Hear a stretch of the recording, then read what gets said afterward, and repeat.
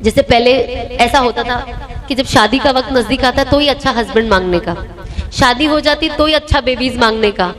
लेकिन मैंने रियलाइज किया नहीं, ये आपको पहले से ही मांगना है।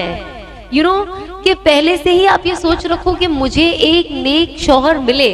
अब मैं पहले नेक शौहर मांगती थी, फिर मुझे ऐसा लगता था कि यार जब मैं खुद ही नेक नहीं हूं तो अल्लाह मुझे क्यों नेक शौहर देगा।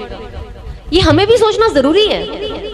सिर्फ नेक के लाभ हटा दो आप, अगर आप झूठे हो, आप अल्लाह से बोलोगे अल्लाह मुझे ऐसा शौहर दे जो झूठ ही नहीं बोलता, पर आप सुबह से शाम झूठ बोलते हो, तो यार अल्लाह आपको तो ना सच्चा शौहर देगा, वो झूठा ही देगा ना, वो भी आपसे तो 4 कदम आगे होगा। तो हम जो दुआ अपने पार्टनर के लिए मांगते हैं ना, हमें सबसे पहले क्या करना है, अपने ऊपर अमल करना है। तो जब मैं हमेशा अल्लाह से मांगू ना कि अल्लाह मुझे नेक शौहर दे, नेक शौहर दे, और मुझे हमेशा से, आप यकीन नहीं मानोगे, ये लाभ मैं हमेशा से सोचती थी। जब मैं देखती थी ना मेरे घर में मौलाना कुछ पढ़ाई के लिए आते, मैंने ऐसे बहुत सारी चीजें करी है। जब हम तो पढ़ते नहीं थे, बस बच्चों को जमा करो और खत्म कुरान करो, और हमारे घर में जितने भी मरहूम है, ये जो इन्होंने 2-4 सफ़े छोड़ के पढ़े हैं, हम ये बख्शेंगे इन्हें। बच्चे तो वही करते हैं, और हम बुलाते भी बच्चे ही थे पढ़ने। बच्चों ने जे 2 पेज की गुल्ली मारी। इतनी जल्दी तुम लोगों ने कुरान शरीफ पढ़ कैसे लिया? तो मैंने बहुत सारी चीजें देखी। आई रिमेम्बर, बोलना नहीं चाहिए, अल्लाह माफ करे, बट सूरा बकरा कहते पढ़ने, घर में पढ़ने से रोजी आती है। हम तो नहीं पढ़ सकते रोज सूरा बकरा, मैं काम भी करती थी। तो मेरे कोई आते थे सूरा बकरा पढ़ाने में 10 मिनट कभी 10 मिनट में पढ़े, मेरे को कभी ऐसा लगता था कि मैं आपके सामने बैठ रही हूँ, दुपट्टा डाल के, आप पढ़े जरा, मैं देखो आप पढ़ क्या रहे हो, मैं भी खोल के देखती, आपने इतना फास्ट कैसे पढ़ लिया? इम्पॉसिबल है ना। 20 से 25 मिनट मिनिमम लगता है। एटलीस्ट आप ऐसा तो पढ़ो कि अल्लाह को पता चले कि आप क्या पढ़ रहे हो। जब अल्लाह को पता ही नहीं चलेगा तो फिर रोजी कैसे आएगी? उन्हें क्या पता आप सूरा बकरा पढ़ रहे हो? ले एकदम ट्रेन, फास्ट ट्रेन, उससे भी फास्ट। तो मैंने बोला यार ये तो बहुत ही, ये चीज भी नहीं चलने वाली है।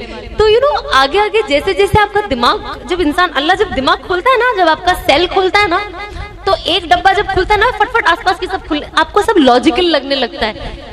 एंड आई वाज लाइक, जब मैं खुद पढ़ सकती हूँ इतनी सारी चीजें, तो मैं क्यों? तो मुझे ना शुरुआत से ना बड़ा, इन लोगों को जब मैं देखती थी ना, तो मुझे ऐसा लगता था वाह मौलाना, मतलब अल्लाह ने कितना इल्म दिया है ना इन्हें, मतलब क्या पूरा आलिम है, पूरा कुरान पाक बायहाट याद है। हमको तो एक सूरा भी याद नहीं हो रहा है, उनको पूरा कुरान शरीफ याद है, ऊपर से तर्जुमा भी याद है, इतनी हदीसें याद है। और मैं इतने उलमा को सुनती भी थी, एंड मैं अल्लाह से कहती थी अल्लाह मुझे ऐसे ही एक शौहर दे दे। मतलब जब मैं आज सोचती हूँ, मुझे ऐसा लगता है अल्लाह ने कैसे कबूल किया वो, है ना। मतलब आप लोग भी ऐसी दुआ मांगे, ठीक है। तो मैंने, जब मेरी पुरानी जिंदगी का अगर आप सोचोगे, तो कौन सोच सकता है कि जैसी मेरी लाइफस्टाइल थी, कि मुझे कोई इतना बड़ा इंसान मिल सकता है जिसके सीने में कुरान है। मतलब आज मैं सोचती हूँ, अगर मैं सिर्फ अपने बारे में सोचूं, तो मुझे लगता है मुझसे खुशनसीब कोई हो ही नहीं सकता है। क्योंकि अगर मैं अपनी जिंदगी देखूं, तो मैंने कहा अल्लाह में आपने इतना नेक बंदा मुझे दे दिया, कैसे? तो जब मैं ये दुआ करूं ना पहले कि मुझे नेक दो, तो मैंने सोचा कि देखो नेक अगर चाहिए तो उसके लिए हमें नेक बनना जरूरी है। क्योंकि जब हम नेक बनेंगे और हम अच्छे और सच्चे बनेंगे, तो 10 लोग अगर मेरी बुराई भी करें, लेकिन जो अच्छा जहन वाला इंसान होगा ना, वो समझ जाएगा नहीं यार ये लड़की अच्छी है, तो मैं कोशिश करूं कि मैं अच्छे अमल करूं। क्योंकि जब अच्छा अमल इंसान करता है और अच्छी सोच रखता है ना, अल्लाह उसके चेहरे को नूर से भर देता है, और वो नूर दिखाई देता है लोगों को, और सही लोगों को तो ज्यादा ही दिखता है। तो मैंने सोचा कि अब मैं अपने ऊपर काम करना शुरू कर दिया। यकीन नहीं मानोगे, पिछले 2-3 साल से मैं अपने ऊपर ही काम कर रही थी कि मैं और अच्छी, पर मैं बहुत वेस्ट हो जा रही थी। चॉइसेस मेरी लाइफ में इतने गलत होते थे कि मुझे ऐसा लगता था यार ये मैं इतना अच्छा बन के मैं कहाँ वेस्ट कर रही हूँ अपने आप को।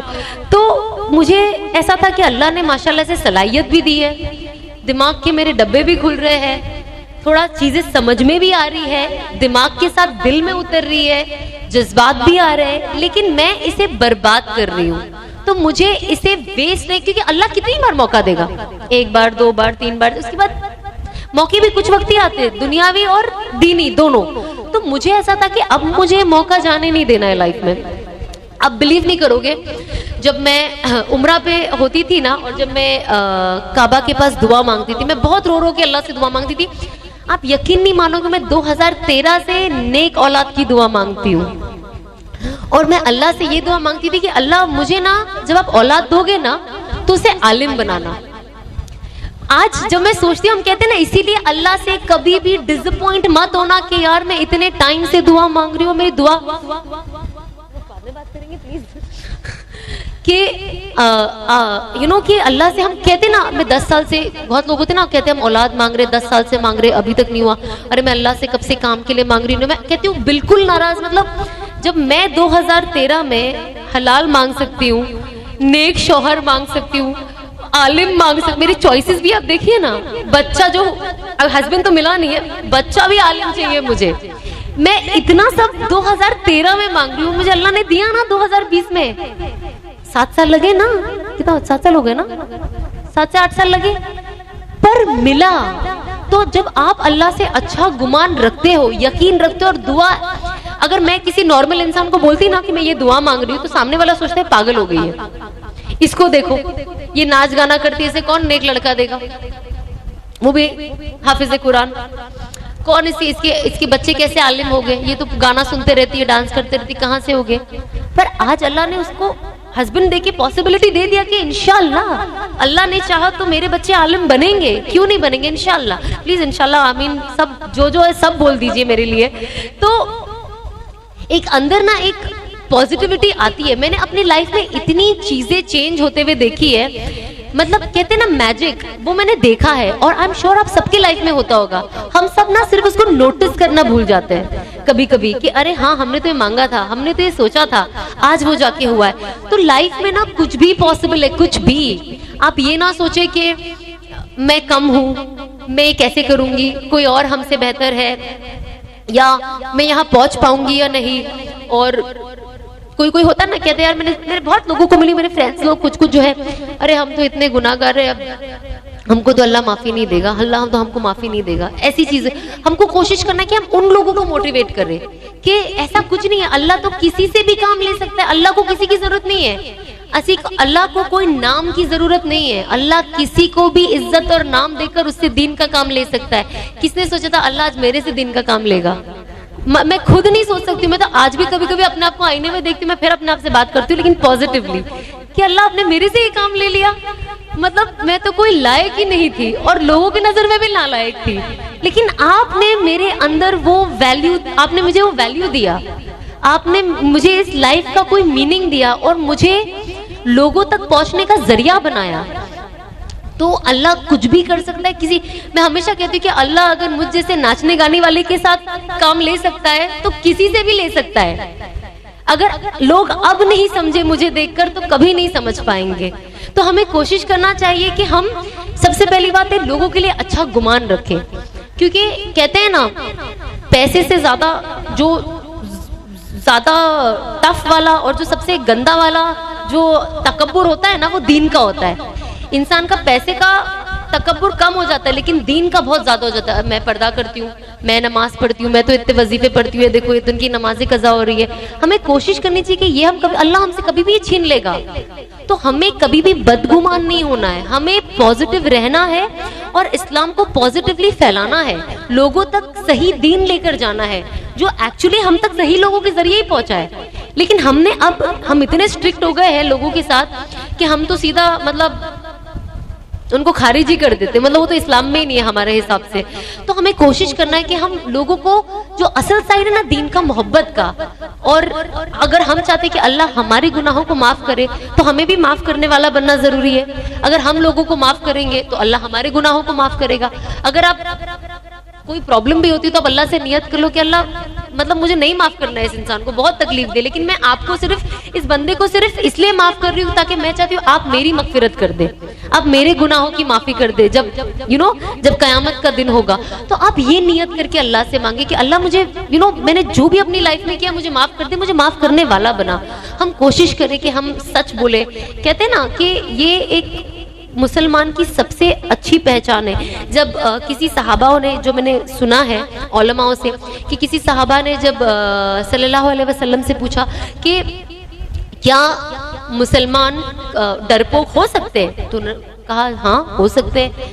फिर उन्होंने कहा क्या वो वकील हो सकते हैं, कंजूस हो सकते हैं? बोले हाँ हो सकते हैं। क्या वो ऐसे जैसे थकेले कामचोर टाइप से एकदम आलसी हो सकते हैं? बोले हाँ हो सकते हैं। वो टाइम तो लोग एकदम जंगजू थे ना, हो सकते हैं। तो बोले क्या मुसलमान झूठ बोल सकता है? तो सल्लल्लाहु अलैहि वसल्लम ने कहा कि नहीं, मुसलमान कभी झूठ नहीं बोल सकता। लेकिन अनफॉर्चुनेटली आज हमारा दिन भी झूठ से शुरू होता है और खत्म भी झूठ पे होता है। तो सोचो हम पे कितनी झूठ की लानत छाई हुई है, और हम एक्सपेक्ट करते हैं कि हमारे साथ इंसाफ हो, लोग हमसे सच बोले, हमारे घर वाले सच बोले, दोस्त यार सच बोले, हमारी बीवियां सच बोले, शौहर सच बोले। कैसे बोलेंगे? तो इसीलिए सबसे पहले अपनी खुद की इस्लाह जरूरी है। अगर हम कोशिश करें तो हम कोशिश करें कि एटलीस्ट हम झूठ ना बोले। हमेशा मुस्कुराना वैसे ही सुन्नत है, और अगर आप किसी को मुस्कुरा कर देख लो तो आपको सुन्नत का भी सवाब मिल जाता है, और सामने वाला जब आपको देखता है उसका दिल भी खुश हो जाता है। कौन चाहता है कि किसी उदास इंसान से मिले? तो खुश मिजाज रहना, लोगों तक खुशियां पहुंचाना बहुत ज्यादा जरूरी है। तो हमें कोशिश करनी चाहिए, जो छोटी छोटी चीज है ना, ये हमारा जिंदगी का दारोमदार है। बड़ी बड़ी चीजें तो एक अलग चीज होती है, पर हमसे जो छोटे छोटे सगीरा गुनाह होते हैं ना, बहुत ज्यादा हो जाते हैं, हमें पता भी नहीं चलता है। तो हम बस कोशिश करें कि जो जो चीजें हम सुनते हैं, सीखते हैं, और हम सबसे इम्पोर्टेंट है, जैसे हम खाना बनाना सीखते हैं यूट्यूब पे, जो हमें नहीं आता है, मेकअप करना सीखते हैं, नया ट्रेंडिंग डिजाइन कौन सा है हिजाब में या सलवार कमीज में, वो हम गूगल करके सीख लेते हैं। तो जब हम इतनी सारी चीज का गूगल के जरिए उनका इस्तेमाल करते हैं, गूगल का, और ये सीखते हैं, तो हम कोशिश करें कि थोड़ा वक्त निकाल के दीन के बारे में भी सीखें, क्योंकि असल तो यही है, हमें तो यही जाना है। मुझे इसलिए ये फनी लगता है क्योंकि आप यकीन नहीं मानोगे, लोग ऐसे ऐसे सवाल मुझसे करते हैं और ऐसी ऐसी चीजें इंस्टाग्राम पे, मुझे भी नहीं पता था ये चीजें। मैं अनस को कहती हूँ, मुझे हंसी भी आती है कभी कभी। जब मैं मेहंदी लगाती हूँ ना, तो मैं नाखून पे नहीं लगाती थी, तो मुझे किसी ने कमेंट बॉक्स में लिखा, आई डोंट नो आपने सुना है नहीं सुना है, तो किसी ने लिखा, अरे औरतों को तो नाखून पे मेहंदी लगाना जरूरी है, कब्र में कैसे पहचानेंगे कि मर्द है कि औरत है? What? मतलब डीएनए नाम की एक चीज है जो अल्लाह ने बनाई है, और अल्लाह ने ही मर्द को और औरत को बनाया है, कुत्ता बिल्ली हर किसी को बनाया है। कैसे अल्लाह नहीं समझेंगे जब आपका कबीरा से लेके सगीरा गुनाह का हिसाब लिखा हुआ है, तो वो नाखून से आप खुद ही ना पहचानेंगे। एंड आई वाज लाइक, मतलब अभी मुझे ये एक ही चीज याद नहीं आ रही, बट जब लोग लिखते हैं ना, मुझे हंसी भी आती है, मुझे अफसोस भी होता है। मैंने कहा जब ये नॉलेज इनके पास ऐसी रॉकेट वाली नॉलेज है, इनसे बात करना पड़ेगा कि ऐसी रॉकेट वाली और कौन कौन सी इनके पास नॉलेज है जिससे सामने वाले का दिल दहल जाए पढ़ने के बाद। सो यू नो, ये lack of knowledge and lack of study, और हमें कुछ नहीं जानना। हम इस एरिया में रहे हैं, यहाँ पे ये कल्चर है, ये ट्रेडिशन है, हर जगह का ट्रेडिशन कल्चर अलग है, ठीक है, बेशक ईमान वाले है। एग्जाम्पल, हम गुजरात में है तो हमारे यहाँ शादी होती है ना, तो ये होता है। हम मुंबई वाले, हमारे ये होता है। हम अगर सऊदी में, हमारा ये होता है। वो चक्कर में ना सब इतना खिचड़ी हो गया है कि असल जो पकड़ के रखना है ना, लोग वो भूल चुके हैं। आप बेशक अपना कल्चर ट्रेडिशन सब फॉलो करो, बाकी की फिजूल चीजें बंद करो ना। अब जब मेरा निकाह होने वाला था, अब हम भी गैरों को तो छोड़ दो, जब मुसलमानों को देखते थे हल्दी, डांस, नगाड़े, ढोल ले ये, तो मेरा भी ऐसा था, हल्दी होगी मेरी भी, येलो सब पहनेंगे, ये सब, ये इंस्टाग्राम देख के आधा दिमाग तो इंस्टाग्राम ने खराब कर दिया, ठीक है। तो मैं अब ये सब देखती ही नहीं हूँ। तो ये ऐसा होगा वैसा होगा, ढोल रखेंगे, बारात रास्ते पे ले, लड़कियां नाचते नाचते जा रही है बारात लेके अपने भाई की, और ये सब मुझे नॉर्मल लगता था। मुझे बाद में लगा क्या बेहूदगी है ये सारी चीजें। तो जब मैं जब चीजें तब्दील होने लगी, आई स्टिल रिमेम्बर, मेरे घर में मेरे दोस्त, जब कोरोना था ना, तो हम सब एक दूसरे से बिल्कुल नहीं मिलते थे। मैंने कहा यही सही मौका, किसी से भी नहीं मिलने का और इसको कंटिन्यू करने का, ये लेगेसी को।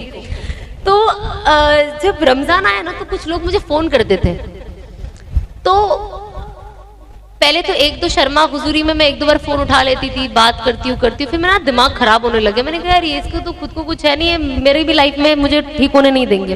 अब ये लोग फोन कर टाइम पास करने के लिए सिर्फ, मतलब घर में ना सब फिजूल बैठे हैं। मैंने कहा देखो ये सब गैर महरमों से फोन पे बात करना गुनाह है, मुझे आप लोगों से बात नहीं करनी है और इससे मेरा वक्त भी जाया होता है। And I was like shit, ये बहुत हाश हो गया, थोड़ा प्यार से बोलना चाहिए था। पर मैंने कहा ये लोग नहीं समझेंगे, इनको ऐसे ही बोलना पड़ेगा। उस इंसान ने मुझे तब से लेके आज तक कभी फोन नहीं किया। और ये चीज, ये एक पहला इंसिडेंट हुआ, इससे ना एक्चुअली मुझे कॉन्फिडेंस मिला। अब मेरे जो दोस्त थे, मैंने कहा मुझे किसी को बोलना ही नहीं है कि मैं सब छोड़ रही हूँ, किसी को नहीं बोलना। मैंने कहा ये शैतान ना किसी भी जरिए आ जाएगा। मैंने मेरी अम्मी को भी नहीं बताया, मैंने कहा इनके भी जरिए आ सकता है। बताना ही नहीं है, अपने अंदर ही रखना है कि मैं बदल रही हूँ और ये मैं सीधा अनाउंस करूंगी, बस ये किसी को नहीं बताऊंगी। सिर्फ अनस से शेयर करती थी मैं। तो जब हम लोग शुरू हुई ना, तो मेरे दोस्त लोग अरे आ जाओ मिलते हैं, कितना टाइम हो गया, अभी सब आ रहे हैं, ये वो। मैंने कहा ये तो पीछे ही पड़ गए अब। तो मेरी एक्चुअली मेरे फ्रेंड की वाइफ एक्सपेक्ट कर रही थी, तो मैंने कहा चलो एक बार मिल लेती हूँ, तो एटलीस्ट 2-3 महीना ये लोग ये गाना नहीं गाएंगे मिलने का, फिर मैं खींच लूंगी आगे थोड़ा। और शुरुआत में मैं यही चीज खींचती थी। मेरे घर में मेरी बुजुर्ग अम्मी है, मैं कोरोना बाहर मैं नहीं जाऊंगी, घर में मेरी अम्मी को कुछ होगी। जबकि दुनिया थोड़ी चलने भी लगी, तो मुझे ये बहाना एप्ट लगता था किसी को भी नहीं मिलने का। ऑफ कोर्स, क्योंकि मैं अपनी लाइफ में चेंजेस ला रही हूँ ना, टीवी बंद करने से थोड़ी ना कुछ होगा, बाकी चीजें भी तो चेंज करनी पड़ेगी। तो मैं मेरे दोस्तों को मिलने गई, तो मेरा एक दोस्त था, उसे बोला और ऐसे करके हाथ, तो मैं ऐसे हो गई, बोले ओ कोरोना कोरोना। मैंने कहा हाँ कोरोना कोरोना। मेरे को बताना ही नहीं है कि आज के बाद तो मुझको उंगली भी नहीं लगा पाएगा। तो होता है ना, जब आप ज्यादा लिबरल हो जाते हो, ज्यादा पढ़ लिख लेते हो ना, तो थोड़े जाहिल होने के चांसेस ज्यादा होते हैं। तो जब मैं नई नई कॉलेज जाती थी ना, तभी मैं बहुत ही सीधी थी स्कूल में, मतलब जीन्स नहीं पहनती थी और मेरे बाल खुले नहीं होते थे, सलवार का दुपट्टा नहीं होता था सर पे, लेकिन इतनी मॉडेस्टी थी मेरे अंदर। फिर जब मैं कॉलेज गई ना, तो मैं साल में एक बार जीन्स पहनती थी, मेरे बर्थडे के दिन, पता नहीं किस खुशी में, लेकिन मैं पहनती थी। फिर जब मैं देखूं कि लड़का लड़की हाथ मिला रहे एक दूसरे से कॉलेज में, और सबसे अमेजिंग तो मुझे लगता था गले मिल रहे ना, लेना ना देना। भाई ओ बाय, इतने गले मिले, इतने जान बाय बोलने से एक बाय में 10 बार गले मिल चुके, बाय ही खत्म नहीं हो रहा है इनका। तो मुझे शुरुआत में बहुत अजीब लगे ये। मैंने कहा कैसे यार ये लड़का लड़की कैसे गले मिल लेते, क्योंकि मैं अभी भी ना थोड़े नैरो नहीं, करेक्ट माइंडसेट में थी। ये अपने आप को नैरो सोच के मैं बिगड़ गई। मैं बोली कैसे कर लेते ना, कैसे ऊपर रोड पे खड़े होके, कॉलेज के बाहर गेट पे खड़े होके गले मिलते हैं ना सब, oh bye see you tomorrow. And मुझे ऐसा लगता था यार कैसे मिल लेते ना गले, रोड पे खड़े होके, पहचान नहीं। फिर मुझे लगा यार मैं कितनी अजीब लगूंगी ना अगर मैंने ये नहीं किया, तो मुझे ट्रेंड फॉलो करना है। यहीं से ही चीजें खराब होती है एक्चुअली। तो मैंने भी पहली बार जब किसी ने मुझे बाय बोल के गले, मैंने हाँ सब मिलते, तो अब यही प्रॉब्लम है कि जब हम कोई जगह जाते हैं ना, तो लोगों को अपने जैसे नहीं बनाते, हम उनके जैसे बन जाते हैं। और आप अगर किसी अच्छे को देख रहे हो तो बेशक उनके जैसे बन जाओ, लेकिन मैं अपनी अच्छी छोड़ के मैं उनके जैसे क्यों कार्टून बन रही हूँ। तो मेरा ये जो कार्टून बनने का जो स्टेप था, ये यहाँ से मेरे कॉलेज से शुरू हुआ। वो था गले मिलने से गैर महरमों को, जो मुझे लगता था कि इसमें कोई खराबी नहीं, क्योंकि मेरी नीयत तो इसके लिए अच्छी है ना, और इसके लिए हम तो काम वाले हैं, कभी कभी हम मिलते, कोई कोई तो वापस मिलता भी नहीं है, काम के उसमें। तो ये इंग्लिश कल्चर है, मिलना, हाथ मिलाना, गले मिलना। तो मुझे ये लगता था ये नॉर्मल है, क्योंकि हमको वैसे ही पढ़ाया जाता था ना, इंग्लिश स्कूल में जाते हो, कॉन्वेंट में जाते हो, ये चीज नॉर्मल लगती है। यहाँ से शुरू हुआ।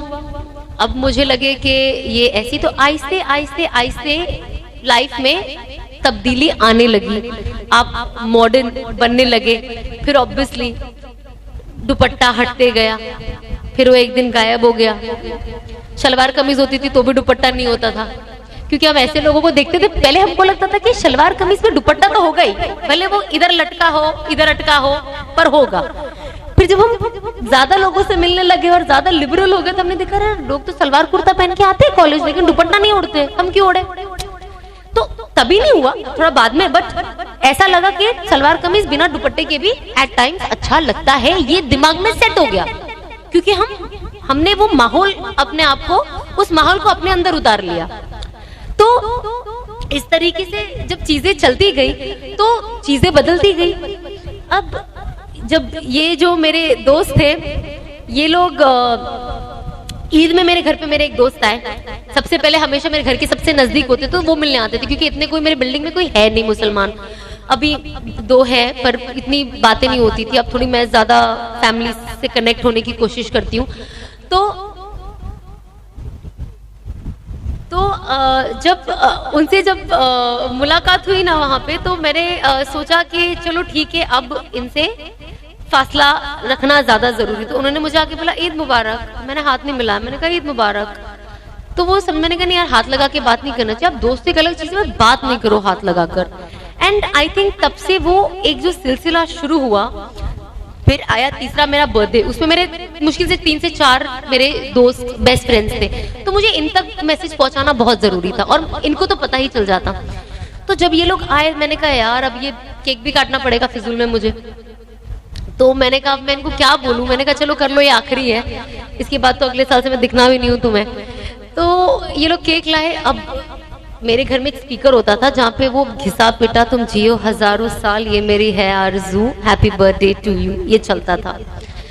तो मेरे दोस्त ने जैसे वो स्पीकर लगाया, मैंने इतने जोर से चिल्लाया कि उसे डर के उसका फोन गिर गया। मैंने कहा ये नहीं करना, बिल्कुल म्यूजिक नहीं लगाना, और मैं पूरा दुपट्टा लेके बाहर आई थी। फिर वो लोग मेरे बाजू में खड़े हुए, वो लोग बोले हैप्पी बर्थडे गा सकते, मेरे ताली बजा सकते। मैंने कहा ठीक है, बिकॉज यू नो मैं उनको इतना स्ट्रिक्ट रिलीजन नहीं दिखाना चाहती थी। I was like you know eventually दिल सी बर्थडे तो साल में एक बार आता है ना, वो लंबा गैप है अभी अगले बर्थडे के लिए, तो देख लेंगे। तो इस तरीके से जब चीजें चेंज हुई ना, तो मेरे अंदर कॉन्फिडेंस आने लग गया कि यार ये तो मैं कर सकती हूँ। मुझे फिजूल में ऐसा लगा कि यार मैं नहीं करूंगी तो क्या होगा।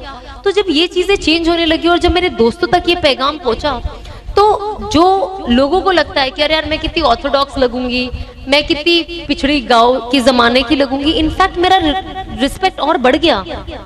लोग अब जब मेरे दोस्त मुझे मिलते हैं तो वो पहले ही दूर से ऐसे करते हैं और अनस से गले मिलते हैं। तो मुझे आज वो देखकर खुशी होती है कि look at the journey from nothing to so much to again back to something which is so basic for Islam. So ये चीज मैंने सीखा, and obviously I think आज का जो मजमा है it has lot of working women, be it lawyers, doctors, teachers, and मैं हमेशा यही कहती हूँ कि प्रोफेशन कोई भी हो, कितना भी बिजी हो, आप नमाज प्लीज पढ़े और उसके लिए वक्त निकाले और उसके लिए ज्यादा वक्त करें। नमाज बिल्कुल ना छोड़े, बिकॉज इवेंचुअली यही हमारी कामयाबी है। जब मेरा क्लिनिक मैं क्लिनिक में जब मैं काम करती हूँ ना, मेरा खुद का ही क्लिनिक है, मैं काम क्या करती हूँ ऑफ कोर्स, तो जब हमारे पास क्लाइंट्स आते हैं ना, तो अजान होती है ना, तो ऐसा लगता है यार अभी शुरुआत की बात कर रही हूँ, नमाज पढ़ना है लेकिन एंड तक खींच के लेके जाना है कि पहले ये कर ले, पहले पैसे आ जाए, रोजी रोजी रोजी, हम सिर्फ रोजी रोजी दिमाग में चढ़ा है, लेकिन बरकत ही नहीं होने वाली ना रोजी में, क्योंकि रोजी देने वाला तो आपको बुला रहा है, आप जा ही नहीं रहे हो, कितना वक्त हो गया है। और वो चक्कर में कभी कभी कज़ा हो जाती थी क्योंकि क्लाइंट बेफिजूल। फिर अल्लाह मियां ना, जब आप ज्यादा लंबा करते हो ना, तो अल्लाह देखना कहीं ना आपका वो नमाज कज़ा ही कर देते हैं, तो वो कज़ा हो जाती है। तो जब वो कज़ा हो गई ना, तो मुझे ऐसा लगता था, तो मेरी हर चीज ना रोटेट होती थी और बीच में घुस के फटाफट नमाज पढ़ लेती थी। फिर जब मेरे अंदर चेंजेस आए ना, तो मैंने मेरे क्लिनिक में बहुत क्लियर कर दिया कि अब जो भी क्लाइंट है, नमाज के टाइम पे अपॉइंटमेंट ही नहीं देना, और अगर क्लाइंट है तो क्लाइंट बैठेगा। अगर अल्लाह ने रोजी लिखी है कि इसके जेब के पैसे मेरे घर आने हैं, ये आएंगे, रुकेगी, कहीं नहीं जाएगी। और अब मेरे ऑफिस में जो काम होता है ना, वो नमाज को देखकर प्लान होता है कि अगर 5:20 की अजान है तो 5:20 को हम कोई क्लाइंट, 5 से 5:30 का कोई क्लाइंट होता नहीं, अगर होता है तो पहले, और अगर अजान हो जाती है तो उसको बोलते 5 मिनट बैठो। मेरे जो क्लाइंट जो ऑफकोर्स जो लड़कियां मेरे यहाँ काम करती है मुस्लिम घराने से ही है, ऑफकोर्स वो हिजाब सिर्फ घर से ऑफिस आने तक कर, बड़ा इनका भी अलग ही टाइप का हिजाब होता है, जो किधर होता है और किधर नहीं होता है। घर से मोहल्ले वाले देखेंगे तो हिजाब होता है, यहाँ से मोहल्ले वाले देखेंगे तो हिजाब होता है, बीच में चौपाटी जुहू किधर हिजाब नहीं होता है, ठीक है। शादियों में हिजाब नहीं होता है, जिनके बाल आपको पूरे साल ढके हुए दिखेंगे, शादियों में आप उनको बाल लहराते हुए आराम से देख लोगे। तो ये जब मैंने हिजाब लिया तो मुझे लगा ये क्या, ये तो हिजाब की मतलब गलत है ना, ये आप फेस नहीं ढाको, एक समझ में। जब आपने हिजाब पहन लिया है तो आप ऑप्शनल कैसे हो सकते हो, आप बाल कैसे कभी भी खोल के आप घूम रहे हो। तो मुझे ना बहुत अजीब लगते थे। अब क्योंकि मैं इसमें इतनी नहीं थी, तो ये लोग मेरे ऑफिस में काम करे, और मैंने पैंट, जिससे पैंट होता था और लॉन्ग शर्ट होता था, हिजाब नहीं पहने। हिजाब वाला कैसा होता है, सामने से बोले कि मैं कभी किसी को मना नहीं करती थी पहले भी कि हिजाब पहनो, नो प्रॉब्लम, नमाज पढ़ो, कोई प्रॉब्लम नहीं है, लेकिन यही नहीं पहनते थे। बल्कि ये लोग तो नमाज के लिए भी मेरे से टाइम नहीं मांगते थे, पर क्योंकि मैं पढ़ती थी ऑफिस में तो ये लोग भी पढ़ते थे। अब तो मेरी जो दोनों लड़कियां, मैंने क्योंकि वो पहनते ही है तो ऑफ कोर्स स्कार्फ कंपलसरी, तो अल्हम्दुलिल्लाह अब दोनों लड़कियां मेरी लॉन्ग ड्रेस पहनती है, उसके अंदर देखना होता है कि ये नहीं स्कार्फ पहनते। आप आए थे तो आपने देखा था, नमाज हो जाए अगर दोनों में से कोई भी लड़कियां नमाज नहीं पढ़ती है तो उनकी बैंड बजा देती हूँ मैं। तो उनको मतलब उनको ऐसा, देखो कोई काम करते हैं उनको लगता है क्लाइंट ना चले जाए, तो मैं अपनी लड़कियों को बोलती क्लाइंट चले जाएगा कोई फर्क नहीं है, नमाज आप पढ़ो, क्योंकि आपकी नमाज से भी तो बरकत आनी है ना। तो लाइफ में चेंजेस ऐसे आते हैं, और जब आप, और मैं हमेशा उनको कहती हूँ, कभी कभी नमाज के लिए लेट हो जाते हैं, मैं कहती हूँ यार तुमको खुश नसीब हो तुम लोग के ऐसी जगह काम कर रहे हो जो तुम्हारी आखिरत के लिए सोच रहा है। क्योंकि लोग क्लाइंट आ जाए, पैसा आ जाए तो थोड़ा ना बोलेगा भाई क्लाइंट को छोड़ दे, तू नमाज पढ़, तू बाद में भी पढ़ ले। क्योंकि हमारी तो मेंटालिटी है ना, हम कज़ा भी पढ़ सकते हैं, पढ़े तो सही, नमाज तो पढ़ना ही है, लेट भी पढ़ ले, पढ़े तो सही। तो ये मेंटालिटी चेंज करना बहुत ज्यादा जरूरी। और ये लोग यंग जनरेशन है जो आज मेरे पास है, तो कहीं ना कहीं मुझे लगता है ये लोग मेरी रिस्पॉन्सिबिलिटी है। एंड आज उनके ही पेरेंट्स कहते हैं कि बिकॉज ये सना के साथ है हमें टेंशन लेने की जरूरत नहीं है। आज उनके पेरेंट्स मुझे कहते हैं क्योंकि ये सना के साथ है, ये पहले से बेटर हो गई है, नमाज की पाबंद हो गई है। अब ये खुद घर में, ये बच्चियां घर में अपनी बहनों को नमाज का पाबंद करती है, जो थोड़े से यहाँ वहाँ अजीब अजीब रिवायतें भी जो लोग करते थे वो भी बंद हो गया अल्हम्दुलिल्लाह। तो आई थिंक ये सारी चीजें ना बहुत मैटर करती है। तो हमें कोशिश करनी चाहिए कि हम कोई भी फील्ड में हो, सबसे पहले नमाज को अपना इम्पोर्टेंस दे, और ऑफ कोर्स अपने अखलाक को इम्पोर्टेंस दे। और हम जो है ना एज एन इंडिविजुअल, यहाँ पे जितने भी लोग हैं, हम इस्लाम के रिप्रेजेंटेटिव है। हमें देखकर इस्लाम क्या है लोग हमें देखते हैं, तो हम कोशिश करें कि हम जितना हो सके उसे उतना खूबसूरत तरीके से बताएं, ताकि जो लोग न्यूज में जो भी सुनते हैं उन्हें ये ना लगे कि ये इस्लाम है, क्योंकि वो तो इस्लाम है ही नहीं। हम जब खुद भी तो सुनते हैं, हम कहते हैं ना ये थोड़ी ना, बट मानते ही नहीं है लोग। तो उसके लिए क्या करना होगा कि हम जैसे इतने बड़े मजमे को सही तरीके से इस्लाम को पोर्ट्रे करना होगा, ताकि लोग समझे कि असल इस्लाम क्या है। और बस हम कोशिश करें कि आज जो ये मजमा जमा हुआ है बेशक अल्लाह की रजा के लिए हुआ है, बस हम अल्लाह से दुआ करें कि जो भी बातें हुई है हमारे अंदर बैठ जाए। और मैं एनी विच वेज मैं खुद भी सीख रही हूँ, तो मैं जो सीख रही हूँ वो आपसे फॉरवर्ड आपको बताती हूँ, मेरे एक्सपीरियंसेस। अगर मुझसे कोई गलती हो गई होगी तो मुझे माफ़ कर देना। और बस अल्लाह बस हमें दीन और दुनिया दोनों की कामयाबी दे, और हमारे दिलों में ऐसे ही मोहब्बत बाकी रखे, और हम सब से हमारे आने वाली नस्लों से भी क़यामत तक की जो हमारी नस्लें रहेगी उनसे दीन का काम करे। बस हमको यही दुआ करना चाहिए। बस अल्लाह हमारे आगे जो हमारे बच्चे हैं उन्हें भी दीन की दावत में लगाए और दुनिया भी दे। तो बस हम कोशिश करें कि हम जितने अच्छा हो सके अच्छा बने, खुद के लिए भी खैर हो, दूसरों के लिए भी खैर हो, और हम जहाँ काम करते हैं काम को इबादत समझ के करें, अमानत में खयानत ना करे, खुश रहे और लोगों के लिए खैर बने। बस अस्सलाम वालेकुम।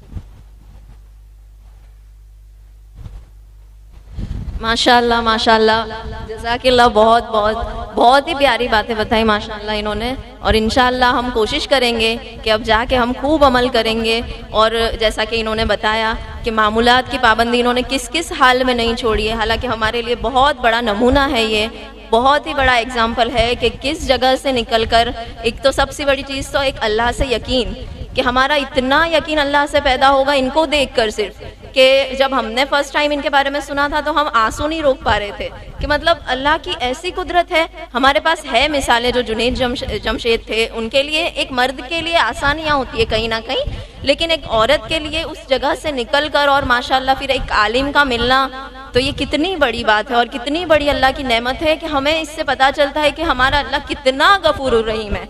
आज हम ये माहौल में रहते हैं फिर भी हमको इस तरह का यकीन नहीं जो आज अल्लाह ने इनके अंदर पैदा कर दिया है, जो हमको इनकी बात सुन के आज पता चला। बस अल्लाह इनको हमें ये दुआ करनी है, अब इनको हमें हमारी हर दुआओं में याद कर रखना है, और मोहब्बत के साथ बिल्कुल के अल्लाह इनको खूब खूब इस्तिकामत दे, बिल्कुल मतलब आखिरी सांस ईमान के साथ। जितना भी इन्होंने बताया, पर इन्होंने भी यही कहा कि इस्लाम में आने के बाद और ईमान लाने के बाद इनको कितनी खुशी हुई है और एक सुकून होता है ना, जो गैर ईमान वाले के पास उनके दिल में नहीं होता। हर चीज़ होती है पर उस चीज़ की कमी होती है जो हमें ईमान लाने के बाद ही आता है माशाल्लाह।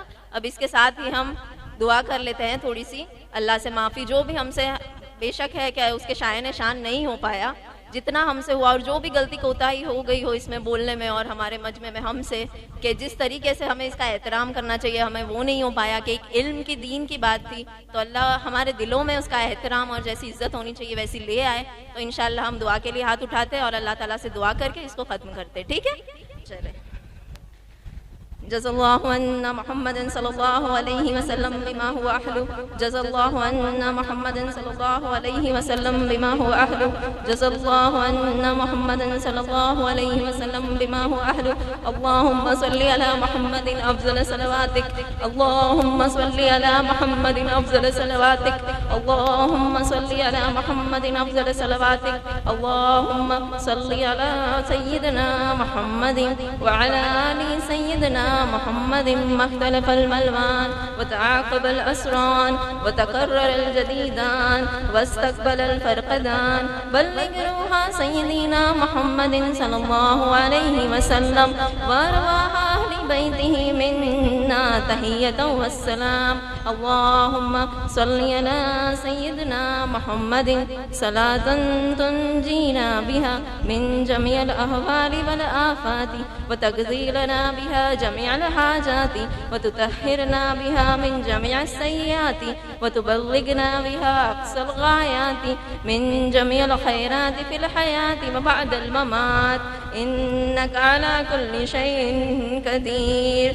يا أول الأولين يا آخر الآخرين يا ذا القوة المتين يا راحم المشاكين يا راحم المساكين يا أرحم الراحمين. ربنا آتنا في الدنيا حسنة وفي الآخرة حسنة وقنا عذاب النار. ربنا آتنا في الدنيا حسنة وفي الآخرة حسنة وقنا عذاب النار وقنا عذاب القبر وقنا عذاب الحشر وقنا عذاب الميزان وقنا عذاب الصراط وقنا عذاب الفتنة الدجال. يا الله يا الله يا رحمن يا رحيم يا الله يا حنان يا منان. يا الله يا رحمن يا رحيم ए रहमान ए रहीम ए करीम ज़ात, ए मेरे अल्लाह हमारे गुनाहों को माफ़ फरमा। मौला मौला हमारे गुनाहों को या अल्लाह माफ़ फरमा दे, या अल्लाह हमारी खताओं से दरगुजर कर दे। या अल्लाह हम ये मजमा जो हमारी माएँ और बहनें जमा हुई है, या अल्लाह हम जानते ये तेरी शायन शान नहीं हुआ, हमें जैसे इसका एहतराम और इज़्ज़त करनी चाहिए। अल्लाह तेरे दीन की बात थी मौला, या अल्लाह तेरे दीन की बात थी जैसी होनी चाहिए वैसी नहीं हो पाई। अल्लाह अल्लाह हमें माफ़ फरमा दे, अल्लाह हमें माफ़ फरमा दे, हमारे गुनाहों को माफ़ फरमा दे मेरे अल्लाह। मेरे अल्लाह हमारी बहन जिन्होंने पूरा 1 घंटा 1.5 घंटा हमें ये बात की मौला, अल्लाह इनकी इस बात पे अल्लाह इनकी मग़फ़िरत कर दे। अल्लाह अल्लाह तूने देखा या अल्लाह कौन सी दुनिया अल्लाह छोड़ के आई है मौला तेरी खातिर या अल्लाह खालिस तेरी खातिर मौला। मौला कोई और गर्ज नहीं है मौला, मौला ना माल की गर्ज है मौला, ना दुनिया की गर्ज है या अल्लाह ना खूबसूरती की गर्ज है, किसी चीज़ को इन्होंने नहीं देखा मौला। मौला बस या अल्लाह तेरी खातिर अल्लाह खालिस तेरे लिए अल्लाह सब कुछ छोड़ दिया मौला। अल्लाह तूने कबूल किया, बेशक अल्लाह तेरा एहसान है, अल्लाह तूने कबूल किया। अल्लाह अल्लाह इनकी मग़फ़िरत फरमा दे, अल्लाह इन्हें माफ़ फरमा दे, अल्लाह इनको खूब खूब अल्लाह ये दावत के काम के लिए कबूल कर ले मौला। या अल्लाह इन्हें इस्तिक़ामत दे दे अल्लाह अल्लाह और हमारे यहाँ नौजवान नस्ल है वो अल्लाह, हमारे नौजवान लड़के लड़कियाँ हैं मौला, अल्लाह उन्हें भी हिदायत दे दे अल्लाह। अल्लाह तुझे अल्लाह तुझे हमारे नबी का वास्ता है मौला, या अल्लाह मेरे हबीब का वास्ता है मौला। अल्लाह अल्लाह उन्होंने और वो जो हमारे लिए रोए अल्लाह अल्लाह इतना तो हमारी माँ भी अल्लाह हमारे लिए नहीं तड़पी मौला। या अल्लाह इतना तो हमारी माँ भी अल्लाह नहीं तड़पी हमारे लिए अल्लाह, वो हमारे लिए इतना रोए अल्लाह अल्लाह इस उम्मत के लिए रोए अल्लाह। आज तो हाल देख ले इस उम्मत का अल्लाह अल्लाह या अल्लाह रहम फरमा दे अल्लाह, उम्मत के हाल पे रहम फरमा दे अल्लाह। या अल्लाह हमें कबूल कर ले अल्लाह अल्लाह, दुनिया के कोने कोने चप्पे चप्पे में तेरे दीन को तेरे कलमे को लेकर जाने वाले बना दे अल्लाह, तेरे तेरे कलमे को अल्लाह इस दावत के काम को लेकर जाने वाले बना दे अल्लाह। अल्लाह हमारे बच्चों को अल्लाह, अल्लाह हमारी नस्लों को अल्लाह, अल्लाह वो जानते नहीं वो मासूम है अल्लाह। अल्लाह ये माओ बहनों को हम सबको अल्लाह जो यहाँ मौजूद है जो नहीं अल्लाह तमाम उम्मत को अल्लाह हमारे बच्चों अपने बच्चों की बेहतरीन तरबियत करने की तौफीक दे दे अल्लाह। अल्लाह उन्हें ऐसा मुसलमान बना अल्लाह, ऐसा ईमान उन्हें मिले अल्लाह कि अल्लाह कि उनसे देख कर लोग सिर्फ उन्हें देख कर उन्हें सुन कर अल्लाह इस्लाम को पहचान जाए अल्लाह, ईमान की ताकत को पहचान जाए अल्लाह। अल्लाह हमारे ईमान को मजबूत अल्लाह जो सहाबाओं ने कुर्बानियाँ दी अल्लाह, अल्लाह कैसे निकल जाते थे अल्लाह। अल्लाह आज तो हर चीज़ की सहूलत है, हमारे जब शौहर जाते हैं घरों से निकलते इस काम के लिए अल्लाह, अल्लाह तो हमारे पास फ़ोन होता है उनसे बात करने के लिए अल्लाह। अल्लाह हमें घर की छत खाना पीना हर चीज़ देकर जाते हैं ना अल्लाह। अल्लाह वो तो ऐसे निकल जाते थे अल्लाह, अल्लाह सुबह जाते थे तो लौटेंगे उसका पता नहीं होता था ना अल्लाह। या अल्लाह तू जानता है वो भी नहीं पता होता था कि वो शाम को लौटेंगे या नहीं। या अल्लाह एक वक्त की जब वो जाते थे तो खाना और रोटी का भी पता नहीं होता था कि हमारे बीवी बच्चे क्या खाएंगे अल्लाह। अल्लाह ऐसी कुर्बानी अल्लाह। और अल्लाह शाम को खबर आ जाती थी कि शहीद हो गए मौला, कि शहीद हो गए मौला। मौला वो छोटे छोटे बच्चे मौला, मौला वो यतीम हो गए, बीवियाँ बेवा हो गई मौला, माएँ रो रही है मौला। मौला वो कैसा वक्त होगा मौला। अल्लाह ऐसी कुर्बानियाँ तो तू हमसे नहीं ले रहा मौला। मौला हमारी टूटी फूटी झूठी कुर्बानियों को कबूल करके मौला हमें भी इस रास्ते पर चलने वाला बना दे अल्लाह। अल्लाह शैतान के मकरो फरेब से हमें बचा ले अल्लाह। अल्लाह हम तो इंसान है ना मौला, अल्लाह हम तो इंसान है मौला। मौला तेरे मोहताज है अल्लाह, अल्लाह फकीर है, भिखारी है, सवाली है तेरे दर के बेशक मौला। तू अपने खजाने से अता कर दे अल्लाह, तू अपने खजाने से हमें सब कुछ अता कर दे मौला। जैसे तू चाहता है वैसे हमें बना दे, हम बहुत कमजोर है अल्लाह। शैतान हमारे पीछे है मौला, नफ्स हमारे साथ लगी हुई है अल्लाह। अल्लाह अल्लाह बचा ले शैतान के मकरो फरेब से, हमें बचा ले, हमें हमारे नफ्स के फरेब से बचा ले मौला। और तू अपने खजाने से मौला तू जैसे राजी हो हमें वैसे बना दे अल्लाह। तू जैसे हमसे खुश हो मौला तू हमें वैसा बना दे मौला। मौला तेरे हबीब की कुर्बानियों का वास्ता मौला, मौला आप सल्लल्लाहु अलैहि वसल्लम की कुर्बानियों का वास्ता मौला। मौला हमें माफ फरमा दे मौला। और ये तमाम बातों को या अल्लाह कबूल फरमा अल्लाह। और हमारी नस्लों को मौला, हमारी नस्लों को अल्लाह तेरे दीन के लिए कबूल कर ले अल्लाह, तेरे दीन के लिए, तेरे दीन की मेहनत के लिए कबूल कर ले, नेक बना दे अल्लाह। नौजवान नस्ल मौला, मौला नौजवान लड़के लड़के नस्ल को इस उम्मत को मौला हिदायत दे दे मौला। मौला उम्मत बहुत परेशान है मौला। मौला हम हमारी फिक्रों में लगे हुए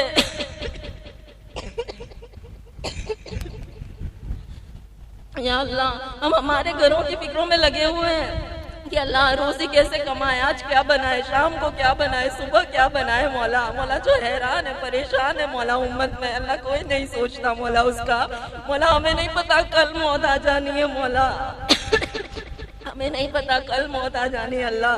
अल्लाह तू माफ कर दे मौला और उम्मत की फिक्र दे दे मौला। उम्मत के लिए रोने वाले बना दे। और जहाँ जहाँ अल्लाह मुसलमानों को परेशान हाल है, मारा जा रहा है पिता अल्लाह सबकी हिफाजत फरमा अल्लाह। अल्लाह बच्चे मासूम हर बच्चों की हिफाजत फरमा अल्लाह। और हमारे बच्चों को, हमारी नस्लों को तेरे दीन के लिए कबूल कर या अल्लाह। खास तौर पर अल्लाह नौजवान लड़के लड़कियों को अल्लाह हिदायत दे दे और अपने रास्ते के लिए कबूल कर ले अल्लाह। और हमें माफ़ फरमा दे अल्लाह, हमें माफ़ फरमा दे अल्लाह। अल्लाह तेरे सिवा कोई नहीं मौला, या अल्लाह तेरे सिवा कोई नहीं अल्लाह। बेशक हमारा तेरे सिवा कोई नहीं जो हमें माफ़ कर सके अल्लाह। अल्लाह तेरे भीख मांगते मौला, हम माजूर है मौला, मजबूर है, लाचार है अल्लाह। दुनिया के हाथों गिरे हुए मौला, हम दीन की तरफ बढ़ते और दुनिया खींच लेती है मौला। हम तेरे दीन की तरफ बढ़ते और ये दुनिया खींच लेती है मौला।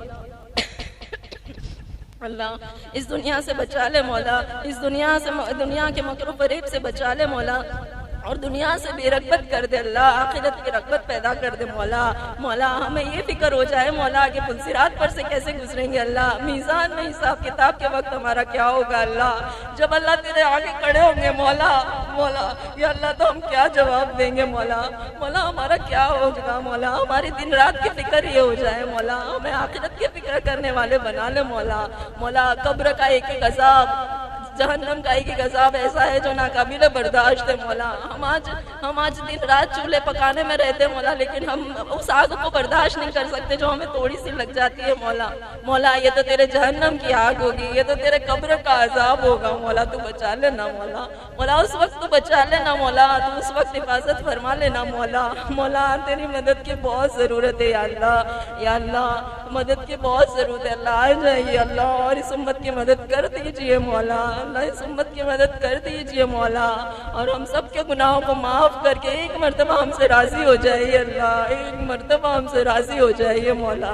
या अल्लाह राज़ी हो जा मौला, अल्लाह तू हमसे राज़ी हो जा, हमारा और कोई मकसद न रहे इस दुनिया में तुझे राज़ी करने के अलावा। अल्लाह बस तू हमसे राज़ी हो जा अल्लाह, तू हमसे राज़ी हो जा और हमारे गुनाहों को माफ़ फरमा। जो मांगा वो भी अता फरमा, जो मांगने से रह गया वो भी अता फरमा, और जो शैतान ने बुला दिया वो भी अता फरमा। जज़ल्लाहु अन्ना मुहम्मदन सल्लल्लाहु अलैहि वसल्लम बिमा हुआ है।